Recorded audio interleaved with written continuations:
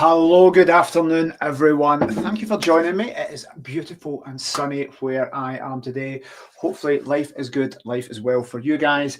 Thanks for giving up your time on the live stream. I'm just jumping on here. I'm going to give it 10 seconds, get a little swig of tea here, and we're going to get started nice and early. Guys, always nice and easy for me to do this with audience participation, some interaction. So please feel free to put comments, questions, criticisms, abuse, anything you want to interact on the live streams. We're going to cross lots of Facebook channels, YouTube, LinkedIn as well. So let's jump right into today's content, and we are covering buy-to-let versus serviced accommodation. The truth.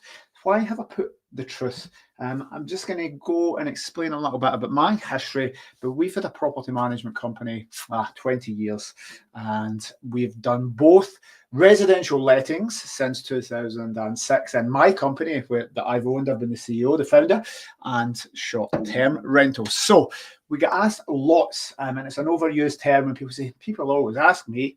That generally means they're selling you a course.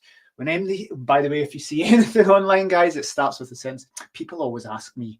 That means they're selling you a course. I'm going to save you some time and money there.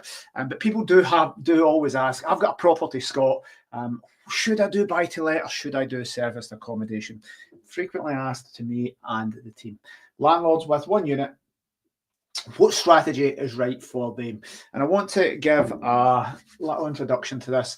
I'm not going to dig too deep into buy-to-let. Everybody knows what that is, but I'll put the truth simply because when people come to us, we can help you with both strategies. So we're not biased in any way. Not here to sell deals, not here to sell courses, not here to be focused on one particular strategy.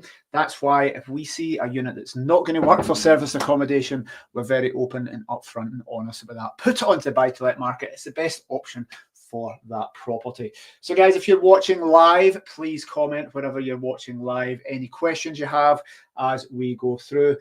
This is a nice webinar for me to do, guys. I'm going to try and get through all the slides and content in 20-25 minutes, really rapid, and open the rest up for a conversation. Nice and easy for me to chat about this. Been doing it for more than 20 years, and it's going to roll off my tongue here. So I want to keep it short and condensed. I've got 18 different topics to rattle through. But guys, this is my bread and butter. So I want to just jump in and get in with the content. Guys, let me know where you are in the world, who you are. If any of my team are on, please jump on and put some comments. If any of my property managers are on, I will give you a shout out for your areas. Let's jump right in.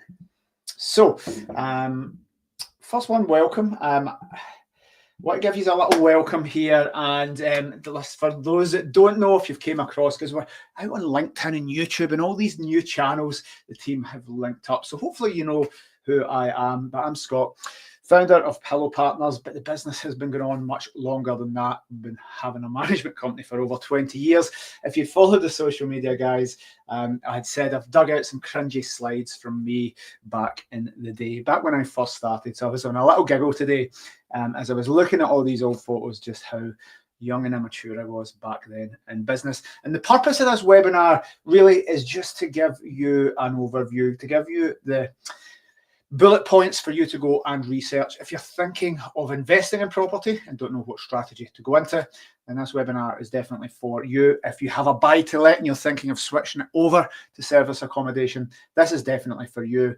And for a few of you guys, I bet there's some on this call, always done service accommodation, holiday homes, whatever you want to call it, short-term rentals, and actually thinking it's not as profitable as it used to be. I would like to just switch to buy-to-let, but I've always done short-term. So we're going to give you the framework for you guys to go and explore, do your own work, your own homework, and find those answers to what you need. So welcome. Again, we're just going to rattle through these and open up the Q&A. I don't know if you can see that. I'll hide that. That was me back, and I'm pretty sure that was 2017. Look at our first office, 2007. We had cringeworthy branding. Guys, that little orange chevron there, that was back in 2007. We didn't have money for fancy. There wasn't fancy design programs. It was like Microsoft Paint back then, and that little roof that looks like a roof now that I've mentioned it. It's just Shift F6. It's a chevron, and we just moved that and dragged it in. So HomeSure was the name of the residential letting agency. We still have that all these years later, but the branding there was orange. We've moved on, and we were part of lots of the organisations back in the day. Certainly in Scotland, we've always been part of SALS, Scottish Landlords Association, Scottish Association of Landlords, been to Parliament with the Council of Letting Agents, trying to influence legislation that has been passed over the last 20 years. So been to the Scottish Parliament a good few times now, been in all these panels and focus groups, trying to shape legislation as it has progressed since the very early days. So I've been doing this a long time. That was the very, very first branding and alliteration of what we did. Then we moved into HomeSure, and look at my fat face here, guys. Can't believe how fat my face was. That would be, I don't know what age I am, early 20s there, mid 20s to late 20s. That's what a career in lettings, young man to stress looking bald head. So yeah, that was me back with the second office. Guys, that's just there's just a little bit of fun to show you how long I have actually been doing this. So why this topic matters, guys. UK property market constantly evolving, as we showed those pictures back then. Gas safety check. When I bought my first property back in so long ago, back in 1998, I believe. All you needed with that was a gas safety check. It was nice and simple. There was no Airbnb. None of these platforms really existed. So it was really, really old school. It was quite hard back then compared to now. But the landscape is constantly moving. Service accommodation has taken off massively. I'm going to say pre-Krav Maga chubby cheeks. Yes, that was when I just sat in an office and didn't do any fitness. See you right, Mark. Pre-Krav Maga chubby cheeks. Yes. Hopefully not getting those back as I get into my mid 40s these days. So guys, put some comments in. Lovely, always to see. Service accommodation was never really a thing prior to 2015. It always existed, but the terminology had been used and packaged up and made mainstream by many of the trainers and the companies out there. And Airbnb was one of the instigators of this, guys. So it's all changed massively. We're currently going through lots and lots of change as we speak. There's lots of regulatory changes coming in for the Renters' Rights Bill. Service accommodation regulation has happened in Scotland. It's happening in England. So everything's in flux at the moment, compared to the nice, simple, slow progress we used to have prior to lockdown even. So massively important. You need to get your strategy right, guys, because if you're going to pump lots of money into this without research, without understanding your target market, the product that you're bringing, you're just going to lose money. And also, I want you to think about this. Does it align with your personal values? I always have this book, Eggy Guy, you're finding your purpose in life, guys. Is this something you really, really want to do? There's a little bit of purpose in one of the end slides. But guys, is this something that you really want to do and feel passionate about? So it matters, because I see so many people losing lots of money. I'd say over 60%, 75%, probably three quarters of people in the rent to rent or rent to SA market don't make money. Very few people do. They're just jumping into this, and landlords sitting with properties just ticking along, and it's not the investment strategy that they've wanted. But you can make money, you can get it right, but it needs to be right for you. So UK property investment landscape. Buy-to-let has changed massively. Regulation coming in Scotland, and letting agents are all regulated. Landlords need to register with local authorities, all happening in England. Renters' Rights Bill coming in. Tenancies are now forever. It's hard to get tenants out. In Scotland, they changed it from the courts, set up a first-tier tribunal. And I'm using Scotland as an example, guys, simply because this is how this is going to shape what is happening in England. So lots of things happen first in Scotland and are happening in England as we speak. We've experienced it all. We've got it all. I knew those dogs were back. It is happening. Regional insights as well, guys. I want you to think what's happening regionally. Scotland, England and Wales all doing different things. Scotland, for example, has 8% additional dwelling supplement tax to go to the government to spend on nonsense. What is going to be happening in the future in your part of the world? Economic factors, we've seen interest rates go down massively, go back up. And governments, changes of governments, what is happening here. So currently we have seen a massive staycation boom after the lockdowns. Service accommodation profits went up massively, but in line with that, rents have went up massively across the country as well, and things are starting to stabilise. So lots of oversupply with service accommodation units, lots of demand for buy-to-lets, and lots of changes from individual landlords, guys, all getting, you might not see it behind the scenes, lots of changes coming. I'll chat about that in the future, for institutional landlords, for the pension funds, for the banks, legal and general, Lloyds, building blocks of build to rent, and it's becoming more tax efficient for the big guys to get it. They're getting all the breaks, and as you have seen as landlords, we're getting all our rights and all our tax advantages taken away. So this is happening, will continue to happen, but at a much faster pace than it previously has. So let's rattle through these slides, guys. I'm not going to go into what buy-to-let is. I would say 99% of people here know what buy-to-let is. It's as simple. You buy an investment property, it's not your home, and you rent that out to someone else. It's nice and simple. You can rent it. You can give it to an agent. You don't need to worry about it. You can do it yourself. I think we've had, I'm going to say 16 years with us. We've had agents that have never, landlords that have, I don't think I've seen them in 16 years, bought from London, flew up, bought it. I don't think they've been back up since. We've got people who've never seen their investments. For us, here at Pillow and Homeshare, we've managed it for 16, 17 years, our longest clients, and we never see them. They've never done anything for the property. So nice and simple, you buy it and you forget about it. Rent it to good quality tenants. This is long-term, guys. What do they say? Property doubles in value every 10 years. Do we think property will continue to double in value every 10 years? What do we think? It certainly statistically has. You don't need a lot of money to set up. You can get a box, give it to a tenant, they'll furnish it, do some repairs, meet your legislation requirements, and you're good to go. And they've changed some of the tax in years with Section 24, so it's not as appealing as it used to be before. But for buy-to-let now, just a property, nice and simple, very easy to get funding on as long as you're earning the money. A very basic, easy strategy. We've got a property, I think we've had tenants in for 12 years, the longest tenants, and it's nice and simple. As a managing agent, there's 5% the work of a service accommodation unit. Put a tenant in for a decade, and inspect every 3 months, and technology kind of takes care of the rest. So buy-to-let is just nice and simple. People have bought these traditionally in their names, and it doubles in value. They can refinance, they can leverage that, or sell it when they want. So buy-to-let, nice and simple. Service accommodation, well, this is a term that's came about, but it was there well before Airbnb and well before it was mainstream. Corporate lets, holiday lets, furnished holiday lets, cottages. In Europe, it'll be short-term rentals. In America, it'll be vacation rentals.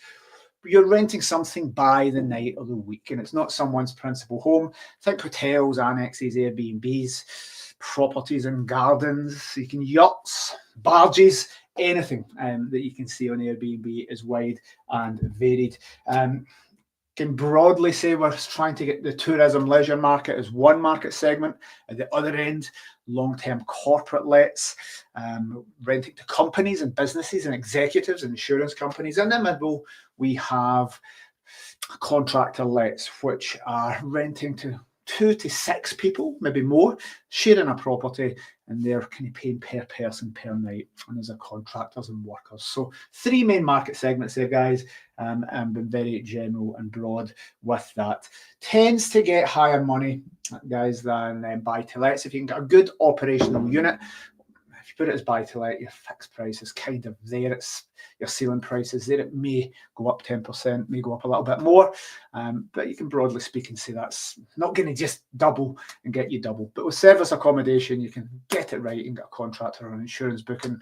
Nice example of this, we had a property, and I don't even think it would have Don't even think that would get £1,000 a month for buy to let, and it's along the coast. Just got an insurance job in, get £5,000 a month for a year, 5,600 because the first payment went into the bank account to give to the host. We're delighted, but if we had to put that on with our lettings department, you may have got £1,000 a month for that.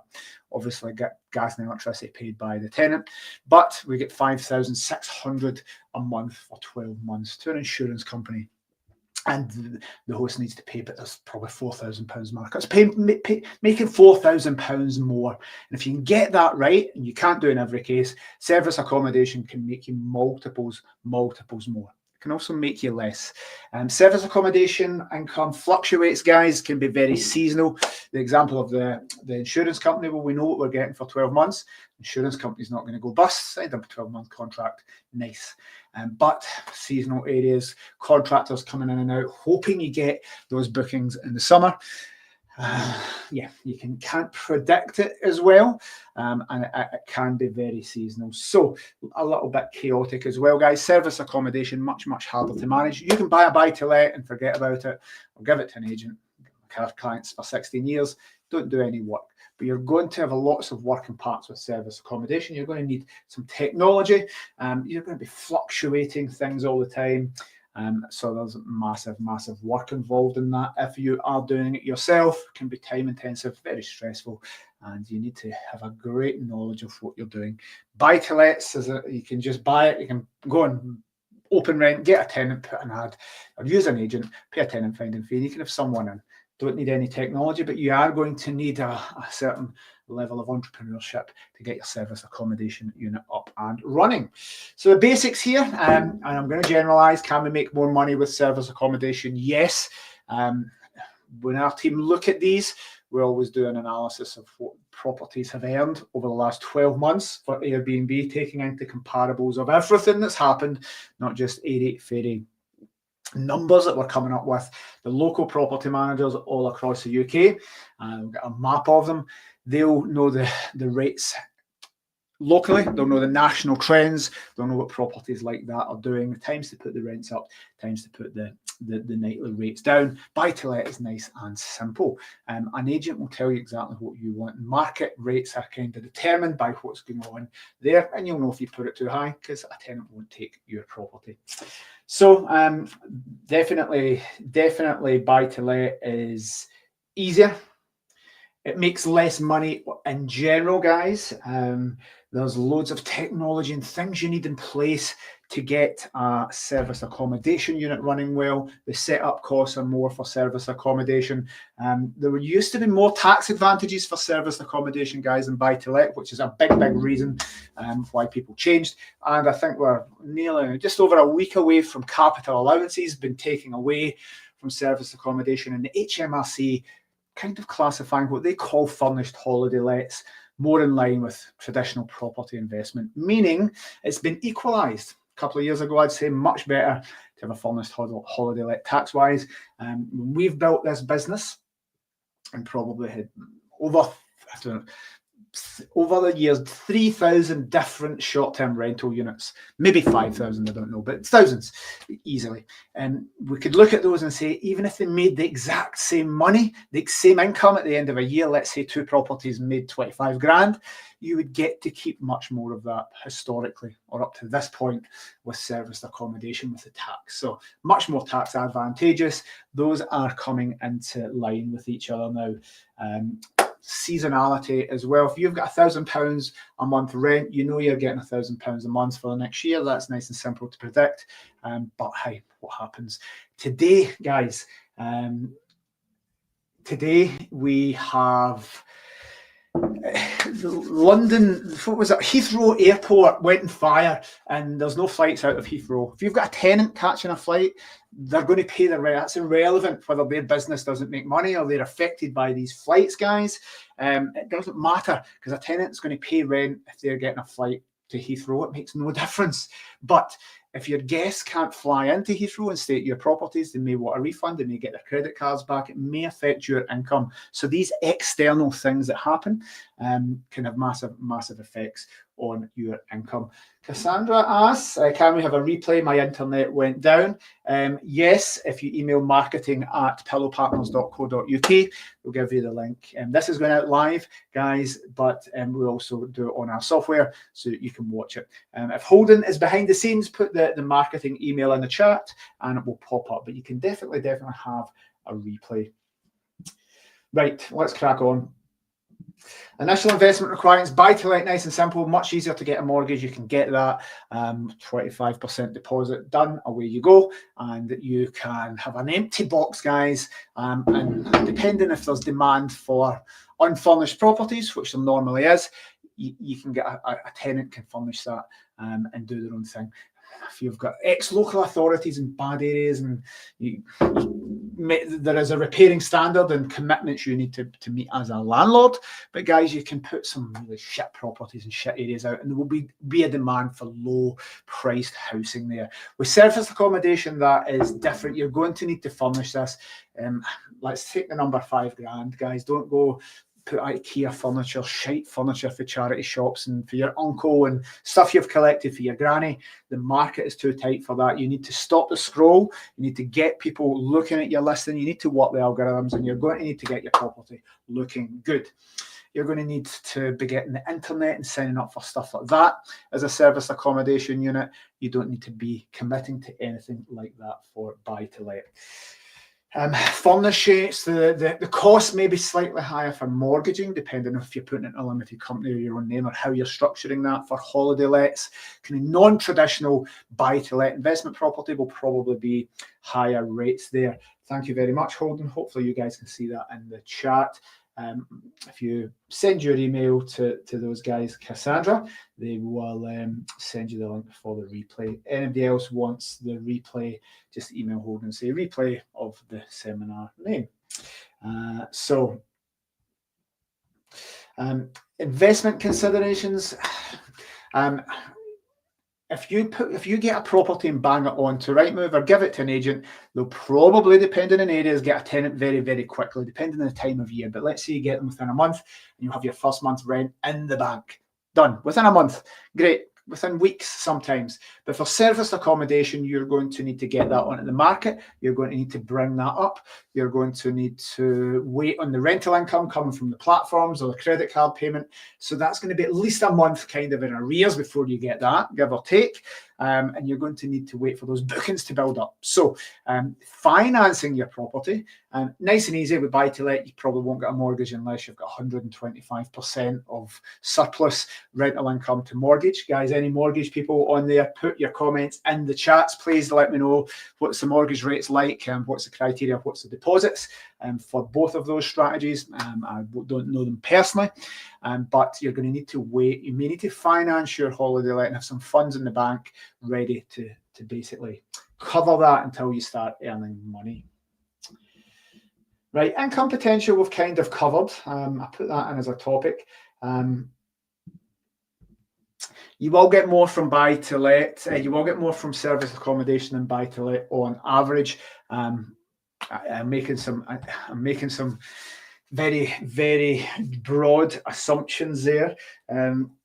If you're looking at this from a risk profile, guys, if you just want a steady income and your money covered, perhaps you're going for capital appreciation rather than monthly income, buy to let will be for you. If you're looking to maximize your income or perhaps take a property from a portfolio that's kind of vanilla buy to let, that's just boring, that's there, and say, well, I could actually get this much higher yielding. I can look at my overall portfolio and make some gains. I can maybe make 5-10% extra over a portfolio. Then service accommodation can do that. And you can actually do some amazing things. As that property goes on in time, it will earn more from the launch, the growth, the maturity phase. You can do things like the hot tubs in or wood burning stoves or all these different improvements that can actually just double your income from when you started. So I gave you a nice example there, guys, for the income buy-to-lets sitting, that £1,000 versus 5,600. That isn't always the case, but guys, if you can get long-term corporate lets and all-inclusive service accommodation, It's not unusual for people to quadruple or 10x their profit. Now, don't be misled if you're buying deals off people and they say you can make 10 times the money. 10 times the money from service accommodation to buy to let. That's not what I'm saying. It can be 10 times your profit. So let me explain that. If you've got property that is a buy to let and your mortgage to the hill and the interest rates are high, you've not got a good deal and your rent's okay, you could make £50. You could make £100 from that. So let's say 100. Let's say you make £100 from your buy to let after all bills and all costs. Well, it's not unreasonable that you could make 10 times that with service accommodation. Your costs will be higher. You'll have cleaning and internet, so your costs will be a lot more, but your actual profit could be £1,000 a month per unit. It could be £5,000. We've seen some really big units churning off 50 grand's worth of profit a month, a year, sorry. So, guys, you can make 10 times the profit. But I'm talking profit, not income. But it all depends on your property, depends on the area, depends on the strategy, and depends the economic place that we are at the moment. What I would say, guys, if you're buying deals and doing deal sourcing or doing rent to rent, be very, very cautious about the figures that are put out there. Do your due diligence. Don't be caught out, because, guys, I could give you case studies and examples all day long. Been in the industry for 20 years and managed 5,000 plus units across buy-to-let and service accommodation, maybe 10,000. I don't know that number. It's a long time. It's 2 decades. I could give you case studies all day long and you'd be wowed by them. You'd be amazed by them, the difference, because some of them just win massively. We had some lets there and down in the Ayrshire coast for a landlord, and we get contracts for one company. We sign non-disclosures. We can't say who it is, but we got 110,000, probably 118 grand a month for like 18 months. So that's millions of pounds we got for this landlord. And it was, can't say who, but it was overseas stuff, and it was secret and in the military, and it was just a fucking amazing deal. We could not believe how much money we were getting for these properties. Value for those guys as well. So value for the guests and the person, the organisation that rented it. So I can give you case studies showing you how amazing service accommodation is in comparison to buy to let. But guys, I'm not saying they're one-offs. But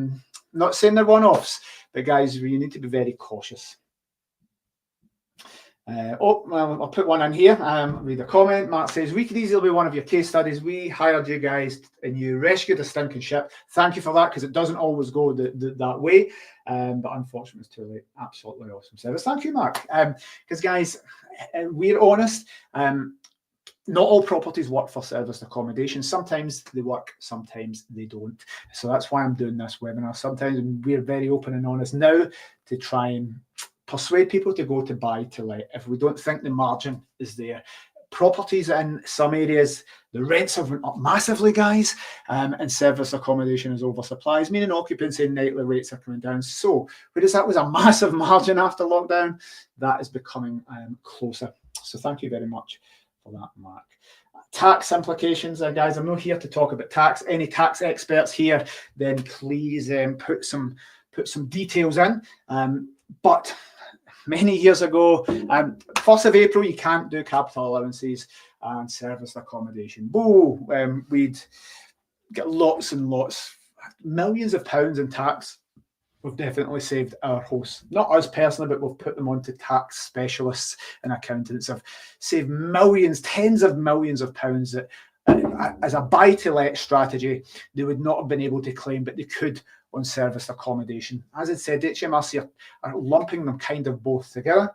So those tax advantages have been eroded, but still some stuff there for service accommodation. Do you want to keep an eye on this, guys?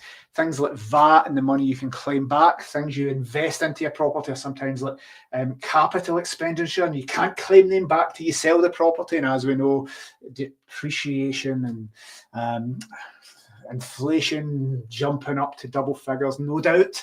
With all this money printing, your capital claims at the end of that are going to be pennies compared to what they are now. So you can claim certain things. I'm not going to go into it because there's a lot to rattle through here. But when you're picking a strategy, guys, you want to look at the tax.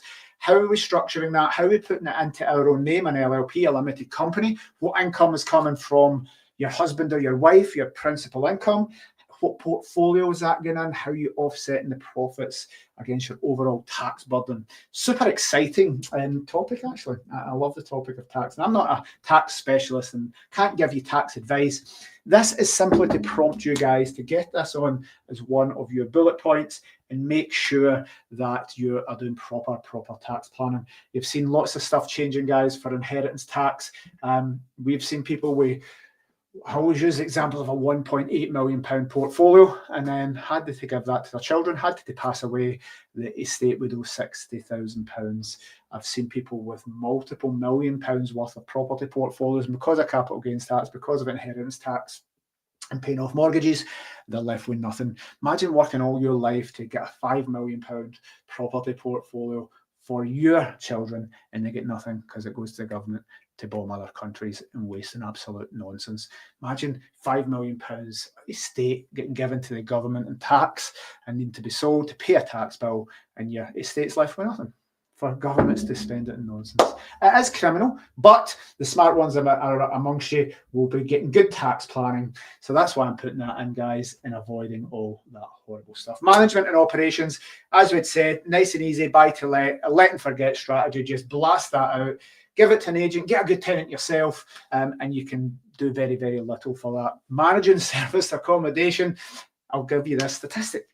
If you've got a nice holiday home, beautiful little holiday home, you've got nice bookings at the weekend, your calendar's filled Friday, Saturday, or Friday, Saturday, Sunday, all year, and you fill that with nice midweek bookings. That's really good for holiday home areas. 2 bookings a week, 95% occupancy, and that sounds fantastic. But 2 bookings a week give you over 100 guests, 100 changeovers, 100 different people to come to your property to get the deposits, to get the rent, to give them the deposits back, to get a review, to do the changeovers, to make sure everything's right, to fill your calendars, all the admin work involved in that.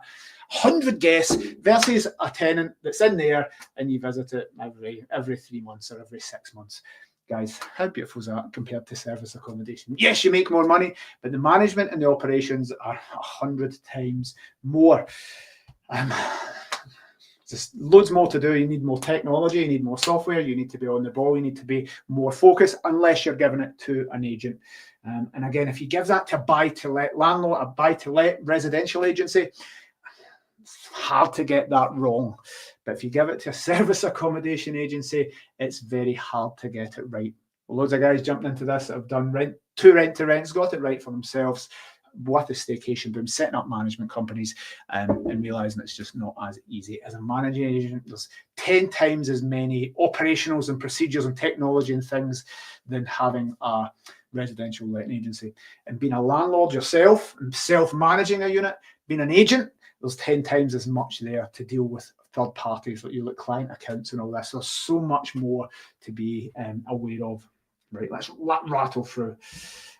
Market demand. So where are we? I'm going to give post-lockdown, massive surge in people wanting to go to staycation in the UK. Why?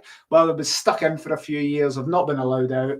They now could maybe get out, but they're scared to go abroad.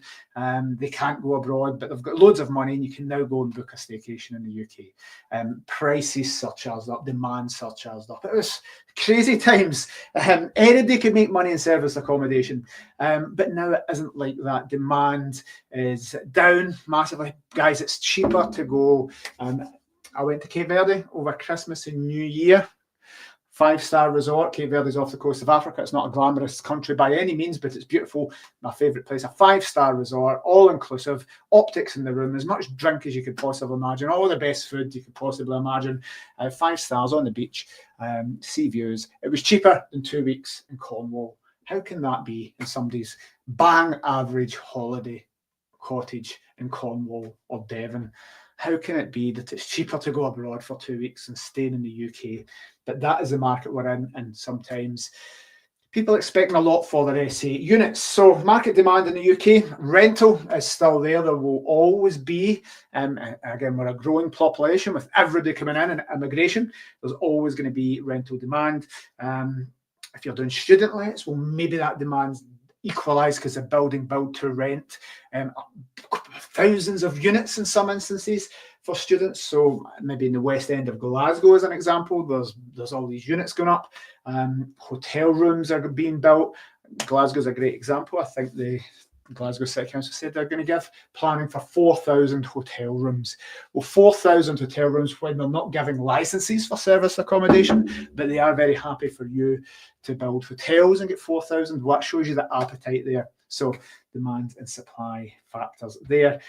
What's happening? What's happening in the world? Are people always going to be coming to the UK? Are your guests international? Where is your property? Is it near students? Is it near workers? All these things to consider, but have a really, really good, deep understanding of who's going to be renting your property, whether it's buy-to-let or service accommodation. Role of technology, property management is relatively simple for agents and for self-managing. If you're a buy-to-let landlord, it's just changing so much when it comes to service accommodation. AI, using it, I've got AI tools all across the business. When you think about when you buy flights, you buy hotel rooms and they change. If you go into booking.com and you've looked at something 3 times, well, the price will go up automatically. It knows it steals your cookies. All this software, all this dynamic pricing software, we pay a lot of money for that in Pillow. So guys, this technology, things working behind the scenes, chatbots, customer service, loads of stuff there. You don't need anything really for buy-to-let, you let and forget. But to get a really great service, to give a really great customer experience of service accommodation, you're really going to need to invest in a little bit of technology, or your managing agent is. Regulatory, legal stuff. Right, everything's changing, so I'm going to keep this brief. You used to be able to do what you want back in 2002 when I first started working for other letting agencies. There was my first few bosses in letting agencies, fucking, they were ripping doors off hinges and throwing tenants out. They needed a gas safety. There was nothing. It was kind of lawless back then. Landlords would just say, you've not paid the rent, and tenants would say, I understand, I will move out. All that get tightened up, rightly so, guys. I'm not condoning that kind of behaviour, but things started coming on top. Massively regulated in Scotland. Letting agents need to register with the central government. Landlords need to register with the local government. We need to do all these fit and proper person tests. Every single service accommodation property in Scotland needs to go to one of the 32 local authorities where it's based and apply for a license and ask the neighbours for any objections and all these things. The renters' rights bill's coming in England. It's all changing. Wales are doing lots of stuff. There's put double council tax on things. So lots of changes here, guys.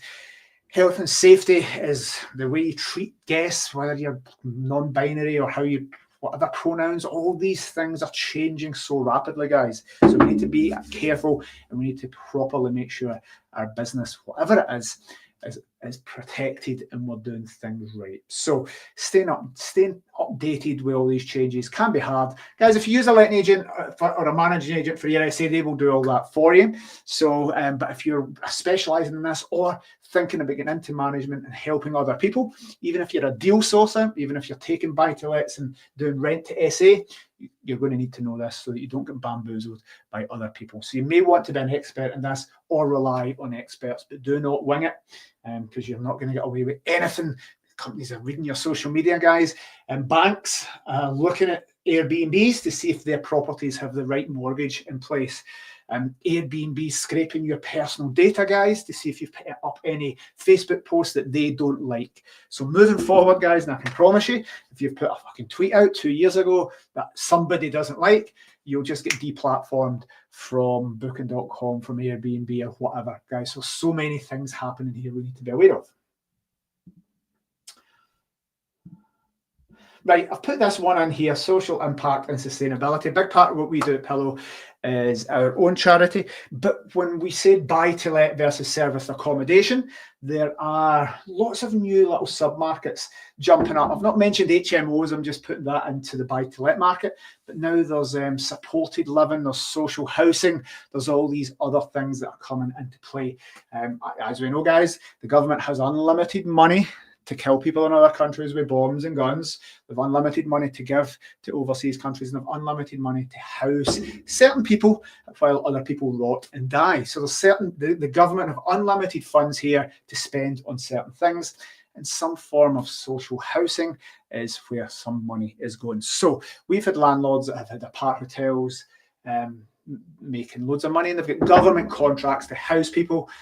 There's big money in this. I don't know who it is, guys. Is it Serco? Serco, you can just rent your properties to the government. They'll do whatever they do, whatever strategy. But there's social housing, supported living, there's housing immigrants and refugees. There's unlimited government money for some things, guys. And if you can get a slice of that and you're happy doing that and find it ethical and you're happy doing it, then fine. But you can actually use your investments, whether it's helping young people get out of care, whether it's helping look after disabled people with supported living. There's actually loads of cool things that you can do with property, not just serviced accommodation, but with buy to let. And there's loads of new things springing up here. Just you can rent your property long term and actually get a great return. They'll operate it however they operate it, but actually you're serving a subset of society. So that's quite interesting if you're so inclined to do that. Risk analysis, guys. Buy-to-let is relatively unrisky. You can get insurances, you can get rental insurance, so that you're never really caught out with evictions and arrears, because that's all covered with your rental insurance, assuming the tenant passes a credit check. Much harder with serviced accommodation. You can market town terms. I used the example today, guys. Heathrow had a fire just outside, all flights shut. Well, that might affect your income. Many, I don't know if you remember, does anybody remember the Icelandic volcano that exploded? Well, nobody understood why this affected our income, but they shut flights for a week, and it really fucked our international guests, and that would probably be 2012, maybe. I don't know when that was. Somebody can tell me, fact check that. But guys, that affected our international income. We had loads of people coming from Sweden and Denmark to play golf, and they all cancelled, and all our hosts were left. That lost a host £10,000 just because of a volcano erupting and all these bookings.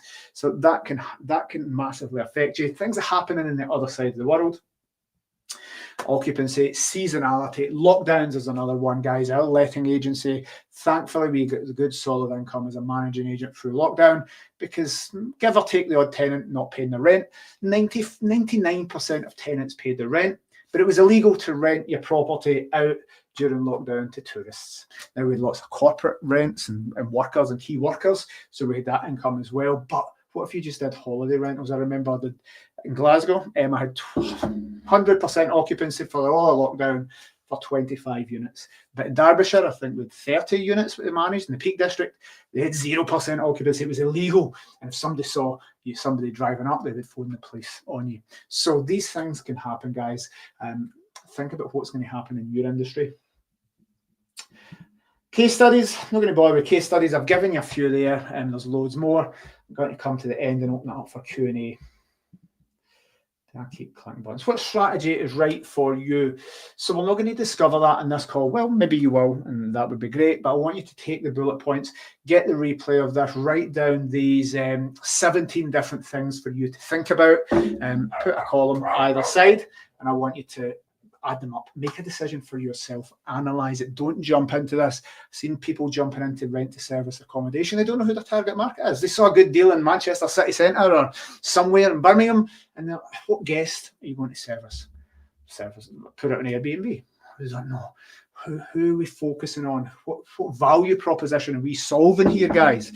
So what strategy is right for you is going to be loads of things. Time commitment, initial finances, how much money you have, risk tolerance, how do you need that income, what's your right investment strategy for your long-term goals? Is this your ikigai to support people in supported living or social housing or immigrants and giving people homes? Do you want to give a great guest experience? Do you want hands-off business? Do you want to put something in a pension fund? Because you can't do that with SA. You can't do that with buy-to-let, but you could with an apart hotel, for example. So are we going to set up SIPs and SASSs?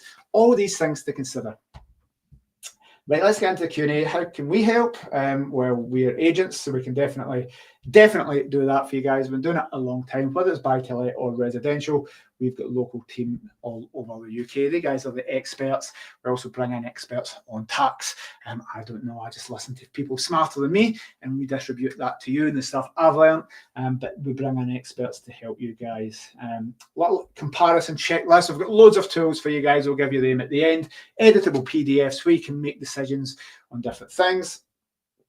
Q&A sessions. Lovely. Right. I'm going to try and see the questions that come in. Excuse me, the software that I have pulls them in from all different platforms. So Holden's behind the scenes prompting me. Let's have a little look at the first question. Do I need a specific mortgage for service accommodation, or can I just continue with the one I'm on? Definitely get the right mortgage. Many years ago, many hosts would say, I'm not going to go through the hassle of getting a mortgage.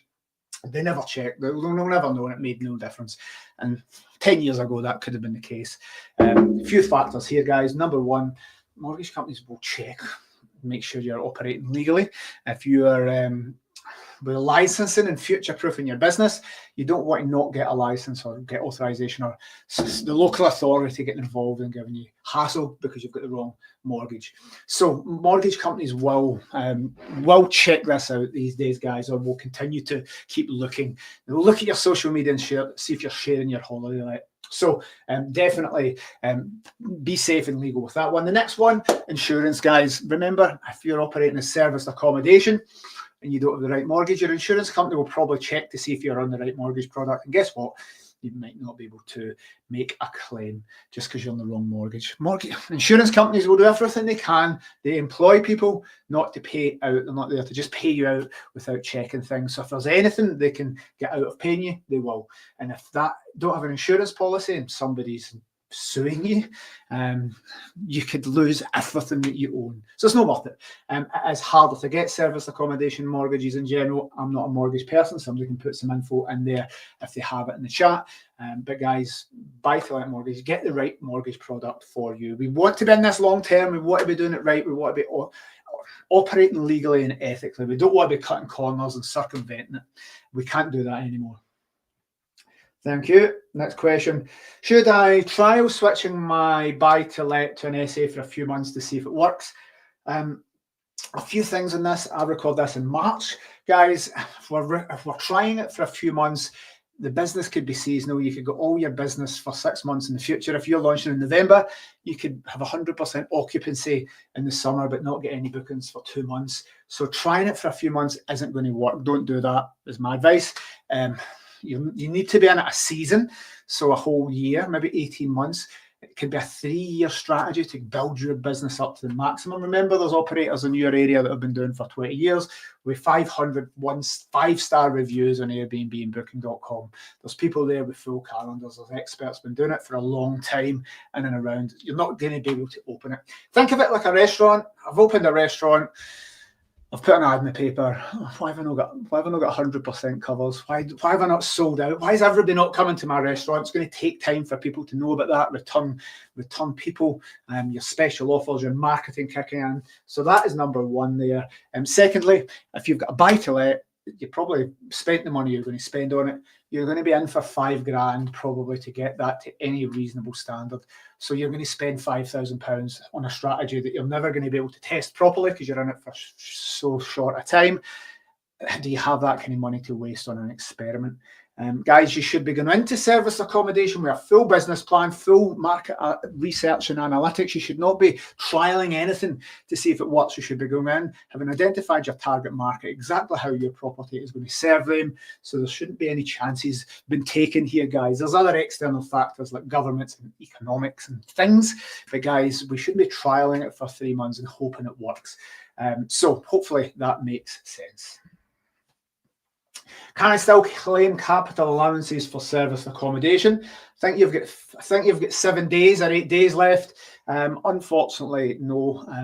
Again, any tax experts are welcome to put their comments in here.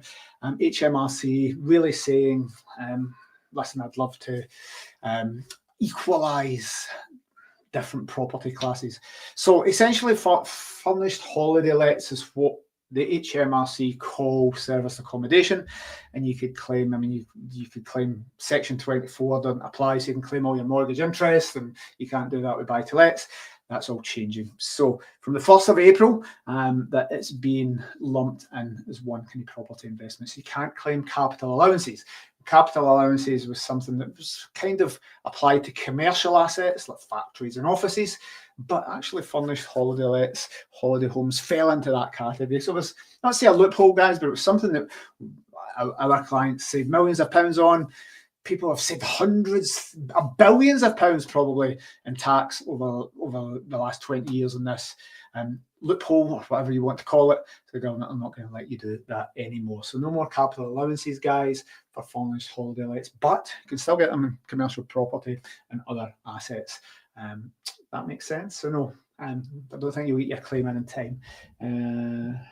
Next. Can I get a holiday let mortgage via a limited company?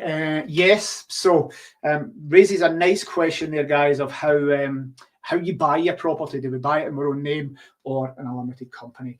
Historically, people bought stuff in their own name, and it was nice and easy to get lending there. Holiday let mortgages aren't as available. Correct me if I'm wrong there, guys, mortgage people. It's new mortgage products coming on all the time for holiday homes, but a little bit more tricky and difficult. Buy-to-lets are nice and simple to get. That's a very well-known kind of lending mechanism for mortgage companies. But yes, you can get it via a limited company. You just might need to go through more hoops. So yes, you definitely can. I know loads of people doing this, so you can. Can I still make money from rent to rent? So guys, I'm sure everybody knows what rent to rent is on this webinar. It's paying a landlord the rent for their buy-to-let and operating it as serviced accommodation. In the UK, we call it rent to rent. I believe in America, they call it Airbnb arbitrage. Taking a rental unit, operating it as an Airbnb, and hopefully keeping the margin in between. Meaning that in days gone by, the margin from rental to SA income was massive. And there was enough gap for the landlord to get reasonably paid, for everybody to get paid like cleaners, and for you, the operator, to keep the margin in the middle. Nice, great business model. Some tips on that. Can you still do it? Yes. A few things. One, the deal needs to be right. Paying over market rent for... Never ever pay over market rent for a rent to rent deal unless you're 100% sure. Guys, if you pay 10% above market rent for a rent to rent deal and it doesn't work and you're stuck to a long-term contract and you want to honour that, which you should, then you can't give that to an agent and manage it, and they'll manage it and take 10% or 20% down. If you negotiate rent to rent agreements at 10% below market value and it doesn't work out, you give it to an agent, they manage it for 10%. It breaks even, doesn't cost you any money. The rental money coming in, the 100% of rent minus 10% fees to the agent to manage it, you give that to the owner. That makes sense? You're not stuck with something here, guys. So many people paying 20-30% over the odds, over the market rent for properties. If they don't make that money back, it's hard, it squeezes your margin. So the deal needs to be right for you, the property needs to be right, but what we'd say is don't shoehorn buy-to-lets, don't shoehorn that residential property in a residential street and try to operate it as something it's not. If you're renting an existing holiday home and operating it as a holiday home, which always has done that, that's fine. But if you're taking a fucking residential unit that should never ever be a service accommodation unit and trying to shoehorn a strategy that doesn't work, it's going to be super hard, guys. So what was the statistics I gave you? I'm going to say 75% of rent to rents don't work or haven't worked. Some work fantastically well. I think about 50% will lose money over the years. People jumping on and thinking, I've watched a webinar like this, I can now operate a service accommodation unit. You can't. I've done a 2-day course, I can now be a service accommodation operator. You probably can't. So guys, it can be done. I see people doing it all the time, and we get lots of units to manage that are rent to rents. And if I take the data set of, I've seen personally more than 1,000 rent to rent deals. I'd say 75% of them, 50% of them weren't right for the start when we were managing them. So 50% of those rent-to-rent deals were nonsense to start off with, things I would never have done. 10% of them would be things I would have done because that's a great deal. And the other odds were just break even and they were okay. So be very, very cautious. I see all these deal sheets going out for rent to rents. Remember, for rent to rents, if a deal source is selling you that in a block of apartments, you will have all the rest of them that they're selling going on at the same time. What are you going to do different as a rent to rent person from they're selling 50 apartments in a block in a city centre? What are you going to do different for the other 49 people? How are you going to compete when that's going to an agent that's been in, that has an office downstairs and that's been in Birmingham city centre for 20 years, has all the connections with tourism, with corporates, with businesses, with NHS, with universities? How are you going to fill your units more than those guys? So yes, it still can make money, but guys, just be super, super cautious and look to the future. With the regulatory changes coming in for SA, you could have a great rent to rent and it might not be legal if the government change and more the Labour government start changing stuff up and taking our rights away and taking the opportunity to make money away. Is it going to be easier or harder to make money in the future? Are they going to be giving us tax breaks and allowances? No. It's already going to BlackRock and Vanguard. Keir Starmer's had those meetings. All that money is getting taken out of our pockets, guys, individual owners and landlords, and it's been given to big institutional build-to-rent companies. Legal in General popped up, I think, 270 units in Glasgow city centre. That's 270 units. The money now goes to Legal in General. I think Lloyds Bank's buying 60,000, one of the biggest landlords in the UK. The things are changing to go to these big companies, guys, and it's making it harder for us. So it's hard when you own it. It can be harder when you get a rent-to-rent deal. Final thought on that rent-to-rent deal, if that's the last question, guys, I'll finish with another fantastic. Don't make it about the money.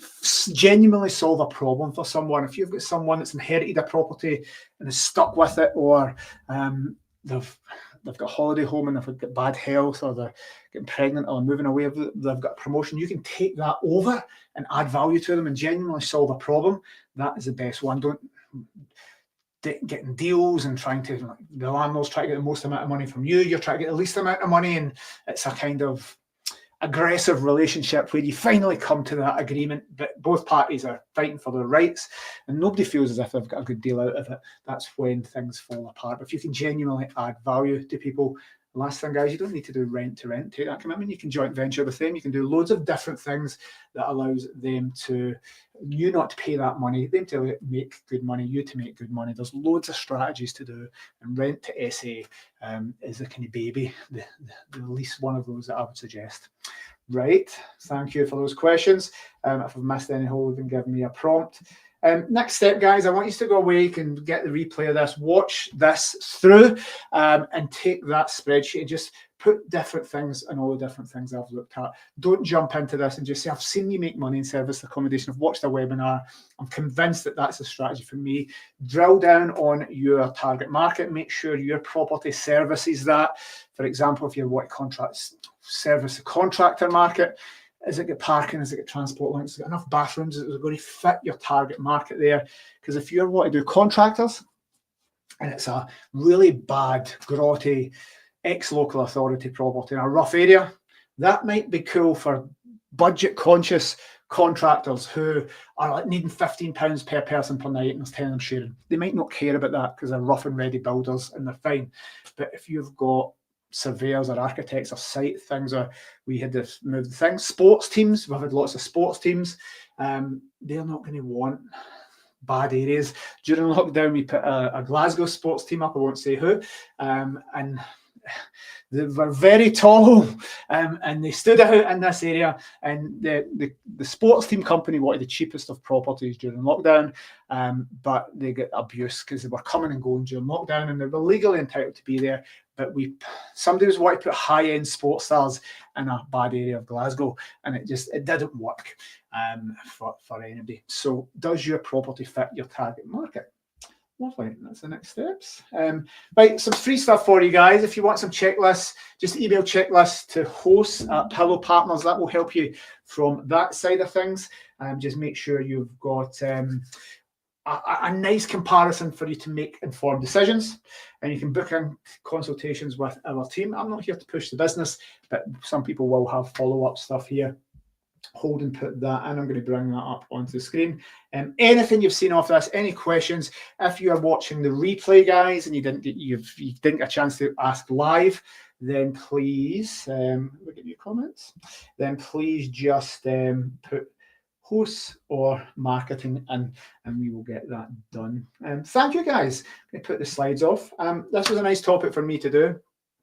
It took me 5 minutes to put the topics in. I've been doing this a long time. I want you guys to make a good decision. If you're watching this back and you've done the replays and you've looked at the different points, please make sure you make a right informed decision on those points. So get one either side, buy to let, service, accommodation, the bullet points in the framework of the presentation, write them down and spend some time looking and doing some analysis on them. Right, thank you very much, guys. I've put that in. Holden's put a little thing there. I think the team can do a 20-minute discovery call. For service accommodation, you can book in with our host liaison managers and they will look at your property and give you a kind of rough idea. So the team can help you with this should you want it. Right, 2 seconds before we do the end of the hour. That's me on an hour. So I'm going to head off, guys. Any questions you didn't get answered, email the team over. Have a fantastic day. That's me.